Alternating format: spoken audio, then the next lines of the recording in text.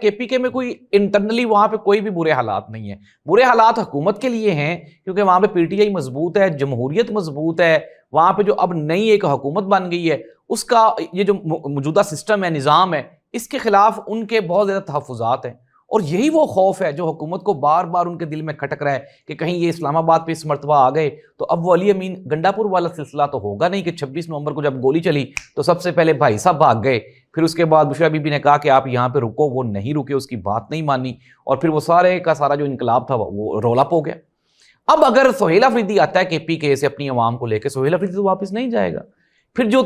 یہ آپس میں جو تصادم ہوگا اس سے ملک کو نقصان ہوگا, اور یہی چیزیں جو ہیں یہ آگے چل کے ملک اور قوم کے لیے نقصان دہ. ناظرین, بری خبر ہے عوام کے لیے. خبر یہ ہے کہ پیٹرول گزشتہ رات 2 سم تھنگ یعنی 2-2.5 روپے جو ہے وہ فی لیٹر مہنگا ہو گیا. اور ایک اور بھی خبر لے لیں, ذرا دل کو تھام کے بیٹھیں, اور وہ خبر یہ ہے کہ جو آپ موبائل کے اوپر لوڈ کرواتے ہیں, جو آپ بسکٹ کھاتے ہیں, اور جو آپ کی روزمرہ کی اشیاء ہیں وہ بھی مہنگی ہونے والی ہیں. وجہ یہ ہے کہ حکومت پاکستان نے $200 ارب کی جو اگلی قسط لینی ہے آئی ایم ایف نے, تو آئی ایم ایف نے ایک تو کہا ہے جی کہ آپ اپنے جو موبائل کے اوپر لوڈ ہے اس کے اوپر ٹیکسز بڑھائیں, آپ کی جو